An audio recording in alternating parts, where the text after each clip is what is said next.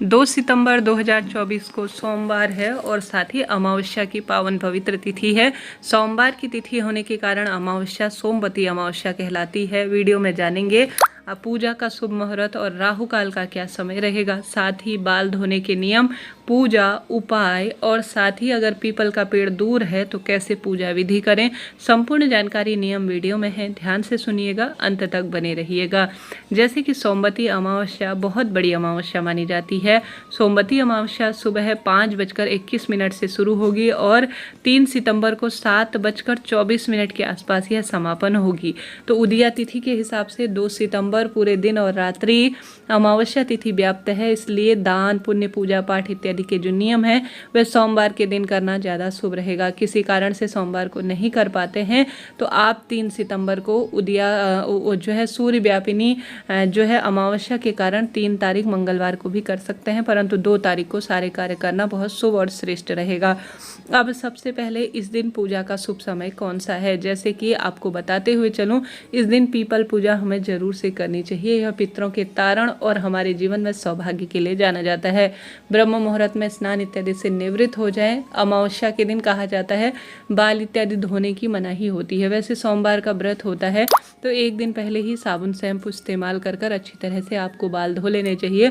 उस दिन आप बाल धो सकते हैं सोमवार, कोई दोष कोई दिक्कत की बात नहीं है, परंतु कहा जाता है साबुन शैम्पू में अमावस्या के दिन हो या किसी भी दिन या किसी उपवास के दिन केमिकल वगैरह बहुत ज़्यादा होते हैं। आजकल मिलावट का दौर है जिस कारण व्रत खंडित हो जाता है। इस कारण से ही बाल धोने की मनाही होती है, कोई बड़ा विशेष कारण इसके पीछे नहीं है। अगर आप सभी की स्थिति ऐसी है कि आप नहीं कर सकते हैं तो आप सभी क्या करें कि बाल पहले धो ले एक दिन रविवार को, उस दिन सिर्फ बाल धो लीजिए। अब मासिक धर्म है तो मासिक धर्म के कितने दिन बाद आपको अमावस्या की है सोमवती अमावस्या की पूजा करनी चाहिए। शास्त्रों में और जो है पूर्ण रूप से लोक मान्यता के अनुसार अलग अलग धारणा है। आप पितरों की पूजा हमेशा 6 दिन बाद करनी चाहिए। देवताओं की पूजा हमेशा जो है 5वें दिन से कर लेनी चाहिए, परंतु पितृ देवताओं की पूजा हमेशा 6 दिन से करनी चाहिए। अगर मासिक धर्म में रक्तस्राव नहीं हो रहा है या जो है पूर्ण रूप से आप स्वच्छ हो गए हैं तो आप 7वें दिन से पूजन कर सकते हैं। जो हमारे देवता होते हैं उनकी 5वें दिन से पूजा हो जाती है। पितरों की पूजा जो है 6ठे दिन से कही गई है। अगर बाल धोकर आप 6ठे दिन से पूजन पाठन का कार्य भगवान जी और पितरों का निमित्त कर सकते हैं, कोई दिक्कत की बात नहीं है। किसी कारण से मासिक धर्म की स्थिति है और आप करना चाहते हैं तो आप अपने पति या अपने बच्चों से करवा लीजिएगा, परंतु पितृ देवताओं के निमित्त जो दान पुण्य पूजा तर्पण इत्यादि होगा वह आप किसी भी स्वरूप में नहीं कर पाएंगे। खासतौर पर महिला पीपल पूजा नहीं कर पाएंगे, इस बात का आप ध्यान रखिएगा।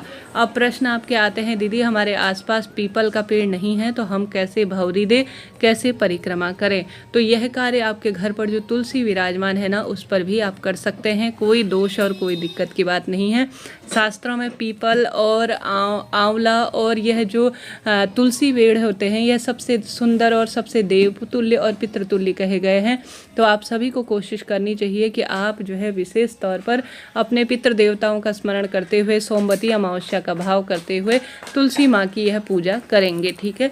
अब यह पूजा कैसे की जाती है ध्यान से सुनिए। सोमवती अमावस्या की जो पूजा होती है उसमें थाली तैयार की जाती है। थाली में आप रोली चंदन मोली अक्षत सभी चीज़ें रख लीजिए। एक अच्छा गोल बत्ती का घी का दीपक रख लीजिए और एक पितरों के नाम का लंबी बत्ती का दीपक रख लीजिए। और आप 108 परिक्रमा देंगे तो दान करने के लिए कोई ना कोई 108 चीज़ें ले सकते हैं। जैसे आप 108 की संख्या में विशेष तौर पर टॉफ़ी ले सकते हैं, बिस्किट ले सकते हैं, चने के दाने ले सकते हैं। आपकी इच्छा है आप दान करने के लिए क्या लेना चाहते हैं। तो यह चीज़ें पूजा की थाली में रखकर एक जल का लोटा भी रख लीजिए। साथ ही कच्चा सूत ले जाकर आप चले जाएं पीपल वृक्ष की जड़ में। अगर किसी कारण से पीपल वृक्ष पास नहीं है तो तुलसी माँ में भी यह कार्य कर सकते हैं। सबसे पहले जो पीपल या तुलसी है उसमें जल चढ़ाएं। इस दिन आप कच्चा दूध मिला हुआ जल अगर जो है पितरों का स्मरण करते हुए पीपल वृक्ष की जड़ में समर्पित कर देते हैं तो ऐसी मान्यता है इससे संतान संबंधी सभी परेशानी दूर होती हैं। काले तिल भी इसमें डालिएगा। यह पितरों से संबंध रखते हैं और परम सुख प्रदान करने में सहायक है।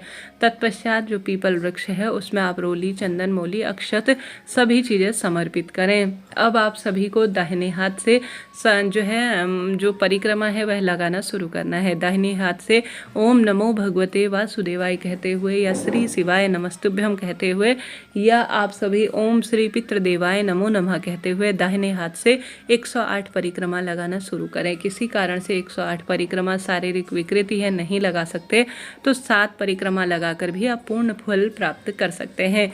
अब एक बार में आप जो चने के दाने या एक टॉफी अपने हाथ में लेंगे, कटोरी में इकट्ठा करें।